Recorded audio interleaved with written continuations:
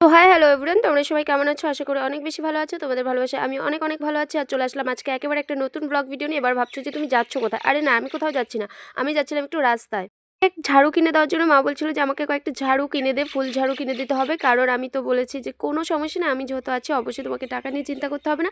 তারপর ঝাড়ু কিনে নিয়ে চলে আসলাম। যাই হোক, তোমরা অবশ্যই আমি পুরো ভিডিওটা দেখার জন্য রিকোয়েস্ট করবো। আর অবশ্যই আমি তোমাদেরকে একটা কথা বলবো, তোমরা যখন ভিডিও করবে লোকের কথায় কিছু চিন্তা করবে না। লোকে কি বললো তাতে আমার কিচ্ছু যায় আসে না। পরোয়া না করে কন্টিনিউ আমার মতো করে ভিডিও করে যাচ্ছে। আর এদিকে আমার বাবা চলে আসছে বাজার থেকে, আর এদিকে মা রান্না করছে। মা কি রান্না করছে আমি তোমাদেরকে পরে দেখাচ্ছি। আর এদিকটা কিন্তু আমাদের ঘরে কাজ হচ্ছে, যেহেতু আমি আগে কখনো ব্লগ সেরকমভাবে দেইনি, তাই আমি ভাবলাম আজকে একটা ব্লগ তৈরি করা যাক। এদিকে মিস্ত্রিরাও খাবার দাবার করে নেবে, তাই এদিকে আমি সবজি কেটে রেডি করে রেখেছিলাম।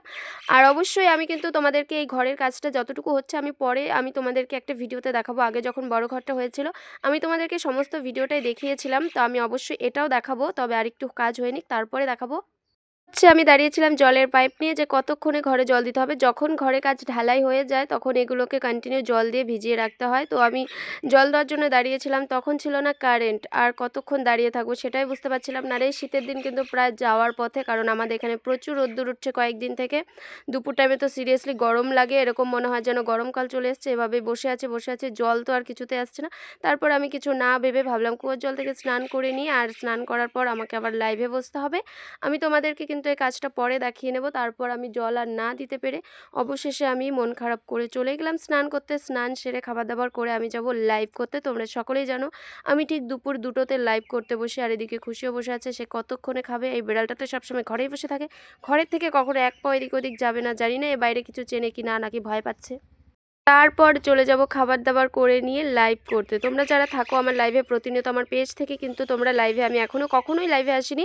আর আমি আমার আইডি থেকে লাইভে আসি। যারা যারা আমার আইডি থেকে যুক্ত আছো, আর ভিডিওটা ছাড়বো আমি পেজে, তো পেজে যারা যারা যুক্ত আছো অবশ্যই আমার আইডিতে ঠিক দুপুর 3টেতে লাইভ শুরু করি। তোমরা যারা থাকো অবশ্যই লাইভে জয়েন করবে। আর আমি এদিকে একটু নেল পলিশ পরে সাজুগুজু করে নিচ্ছিলাম, কারণ সামনে পেয়ে গেছে ছাড়বে কি। আর আমি অনেক দিন থেকে নেল পলিশ পরি না, শীতের সময় তো ভালো লাগতো না, তাই আমি ভাবলাম কয়েকদিন থেকে বেশ গরম পড়ে গেছে, আমার মনে হচ্ছে এরকম বাইরে যা রোদ্দুর দিয়েছে, তাই আমি একটু পুজো করে একেবারে রেডি হয়ে গেছি। কারণ তোমরা তো জানো আমি একটু ভিডিও শ্যুট করে থাকি মাঝের মধ্যে, তো ভাবলাম একেবারে রেডি হয়ে যাওয়া যাক। ভিডিওটা আমি বেশিক্ষণ করতে চাচ্ছি না, কারণ অনেক দিন পর একটা ব্লগ দিচ্ছি, বুঝতে পারছি না কীভাবে কী দেবো।